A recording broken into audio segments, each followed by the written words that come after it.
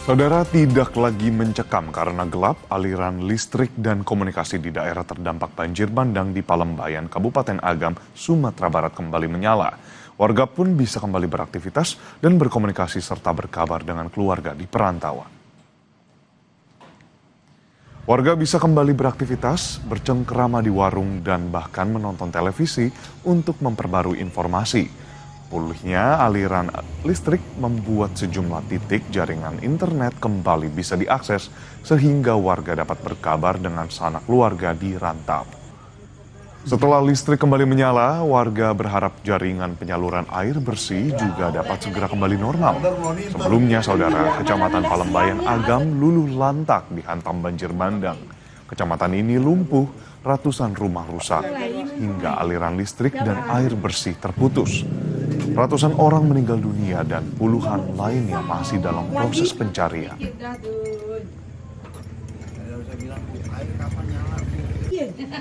Alhamdulillah, senang sekali Pak, senang sekali.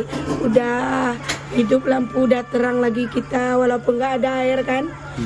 Yang satu udah terang kita, udah senang sekali. Komunikasi dengan sanak family di luar gimana, Bu? Oh, udah bisa, di masjid kan ada wifi, udah bisa komunikasi. Pergi kita ke masjid, telepon sanak family udah bisa.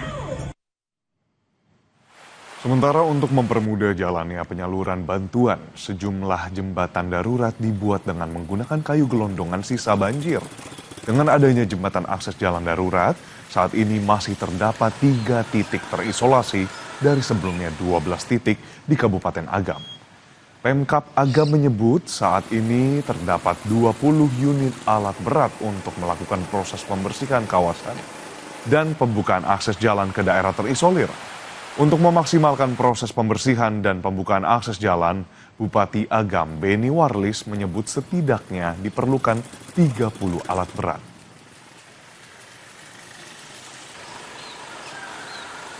Penting sekarang adalah tempat yang terisolasi.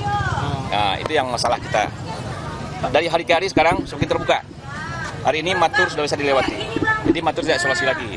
Jadi sudah bisa kita berikan melalui darat kan, isolasi. Kemudian nanti masuk ke Palembayan. Palembayan maksudnya yang daerah sana. Itu juga sudah terbuka. Hanya beberapa nagari lagi yang belum. Dan itu kita burukan hari ini sampai besok alat, makanya alat yang kita minta berdamannya tadi. Jadi alat ini juga ada dari pengusaha. Ada Pak Haji Kasmir namanya juga membentuk alat. Kemudian juga pengusaha kita yang ada di sini, perkebunan juga. Kemudian juga Pak Andre juga menyampaikan tadi kan, itu 10 ini akan dibantu juga oleh BNPB. Nah, dengan alat yang banyak itu nanti segera terbuka, kita sudah bisa mengirim semua bahan-bahan makan melalui ini. Saudara, kami ajak Anda untuk melihat kondisi terkini di Kabupaten Agam yang akan dilaporkan langsung oleh jurnalis Kompas TV Rio Johannes di sana. Rio, selamat pagi. Setelah listrik kembali menyala, lantas apakah semuanya sudah merata dan bagaimana dengan fasilitas kesehatan di sana? Apakah sudah mulai beroperasi? Ya, Edwin dan juga saudara, memang tadi malam itu listrik di kawasan terparah terdampak bencana banjir bandang, yaitu di daerah Nagari Salare Ai ya, itu listriknya sudah mengalir normal, sudah menyala kembali, dan aktivitas warga sangat menyambut dengan bahagia dengan menyalanya listrik ini, karena mereka bisa kembali beraktivitas seperti biasa di malam hari, dan juga kembali bisa mengakses beberapa titik kawasan titik-titik jaringan wifi, karena memang kan dengan adanya listrik titik wifi ini bisa kembali mereka akses sehingga mereka bisa kembali berkomunikasi dengan pihak sanak famili yang ada di perantauan, berbagi kabar dan memberikan informasi tentang keadaan mereka di daerah yang terdampak ini. Dan untuk penyaluran bantuan memang saat ini terus digencarkan ke daerah-daerah yang masih terisolasi, dan dari data terakhir itu kemarin hanya ada 1 titik lagi daerah terisolasi di daerah Sabarang Ayah, di Nagari Salare Ayah ini, dan itu sudah disalurkan bantuannya melalui jalur udara dengan helikopter yang dimiliki oleh Basarnas. Dan untuk akses di daratnya ini memang alat berat difokuskan untuk bekerja membuka akses itu. Beberapa jembatan darurat menggunakan kayu-kayu gelondongan sisa banjir itu dimanfaatkan untuk membuat jembatan darurat untuk bisa mengakses, lebih mempermudah akses untuk menyalurkan bantuan ke daerah-daerah yang masih terisolasi di kemarin itu. Dan untuk bantuan sendiri, memang beberapa titik posko itu bantuan masih banyak. Seperti yang di belakang saya, ini posko induk. Posko di mana posko utama untuk Kecamatan Palembayan. Di sinilah poskonya ditempatkan. Dan seperti yang dilihat di situ di belakang itu banyak sekali bantuan.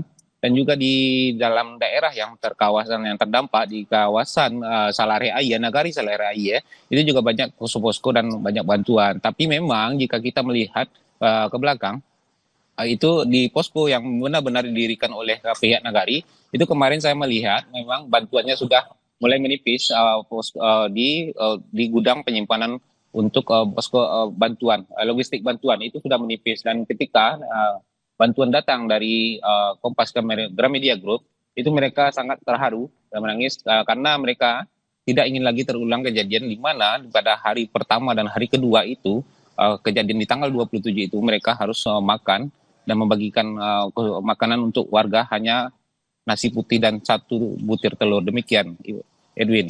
Baik, tadi yang menjadi sorotan kita masih ada 1 daerah yang terisolasi dan untuk proses pembukaan jalan menuju daerah tersebut sudah dikomunikasikan bisa menggunakan helikopter dan harapannya bukan hanya secara swadaya tadi untuk pembuatan jembatan lewat kayu gelondongan, tapi pemerintah dan juga secara komprehensif dapat kemudian membuka jalur dan jalan menuju daerah terisolasi. Terima kasih banyak laporan Anda, jurnalis Kompas TV Rio Johannes melaporkan langsung dari Kabupaten Agam, Sumatera Barat. Selamat beraktivitas, selamat pagi.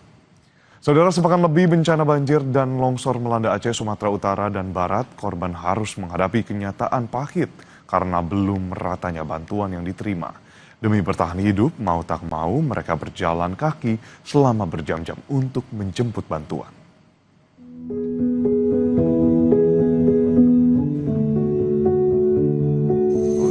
Cari makan ini ya, begitu jauh pertemuan jalannya berkilometer biar bisa makan. Tanpa alas kaki, ratusan warga di Kecamatan Sitahuis, Tapanuli Tengah menempuh perjalanan berat selama berjam-jam dari Tapanuli Tengah ke Tapanuli Utara. Daerah mereka yang masih terisolasi dan minim bantuan membuat mereka mau tak mau menjemput bantuan. Licinnya lumpur dan kerasnya batu-batuan di tanah sudah tak terasa lagi. Bagi para penyintas, setiap langkah dan lelah mereka ada doa dan harapan untuk bisa membawa pulang apapun demi keluarga mereka bisa bertahan hidup. Jemput. Oh, selalu menjemput. Iya, Kalau nyampe ke desa kita belum ada. Belum ada. Yang dari helikopter. Oh, dari helikopter pernah. Pernah. Dari sini Jambi. Kalau dari helikopter dari cuman seperni. Dapat apa Ibu tadi? Iya, beras sampai kutinggalkan anak bayiku kembar. Dengan Ibu siapa Bu, nama Ibu? Marni Panggabean. Aku sekarang butuh kali susu. Hal serupa juga dilakukan warga dari Kecamatan Silih Nara, Aceh Tengah. Akibat akses jalan yang terputus longsor, demi mencari beras, warga terpaksa jalan kaki sepanjang 4 hingga 8 km. Medan yang dilalui pun tak mudah karena harus menerobos sejumlah titik longsor, melewati hutan dan bukit yang terjal. Terkadang selama perjalanan itu mereka memungut sisa-sisa kayu yang ada untuk memasak lantaran krisis gas. Gas nggak ada gas cari semak-semak. 4 atau 3. Ini kemari cari apa Bang? Cari beras Bang. Udah 2 hari nggak ada beras Bang. Minta Bang kan sama tetangga kan. Ini rencana di mana ada beras Bang? Tujuannya? Dari rumah rencana kan ke kampung sini. Nggak ada di sini, katanya di Koyon ada Bang kan. Cek ke Koyon dulu.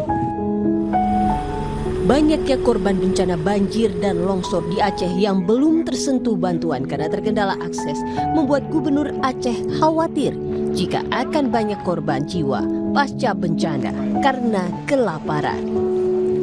Ia meminta kepada tim penanganan bencana Aceh segera menerobos dan mengirimkan bantuan kepada korban banjir yang masih terisolasi. Kondisi pengungsi sendiri Bapak tinjau dalam beberapa hari terakhir nih Pak, gimana? Ya, membimbangkan. Ada bukan mati banjir, mati kelaparan. Kondisinya begitu memprihatinkan Pak? Seperti itu.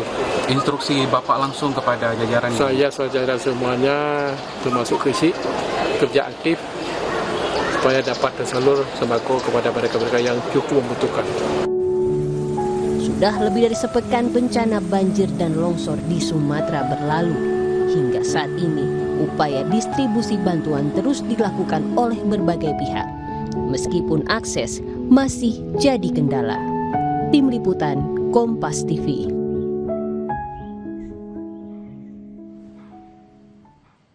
Sapa Indonesia masih akan kembali hadir dengan informasi korban banjir sulit dijangkau. Tim relawan medis berperan penting menjangkau daerah pedalaman demi mendistribusikan bantuan dan pengobatan korban banjir. Kami ajak Anda melihat lebih jauh perjuangan relawan medis salah satu pahlawan di daerah bencana. Tetaplah bersama kami.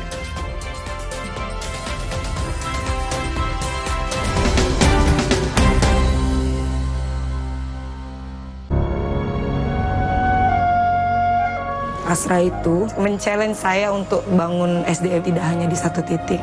Masyarakat yang dulunya menebang, sekarang menjadi pemandu wisata di kawasan Nyara ini. Komunitas-komunitas anak-anak muda turun dan terjun langsung di lapangan. Astra merajut semangat dari ujung barat sampai ujung timur Nusantara. Bergandengan tangan demi kemajuan desa yang berkelanjutan. Aku approve. Melindungi lebih dari 8 tahun. Aku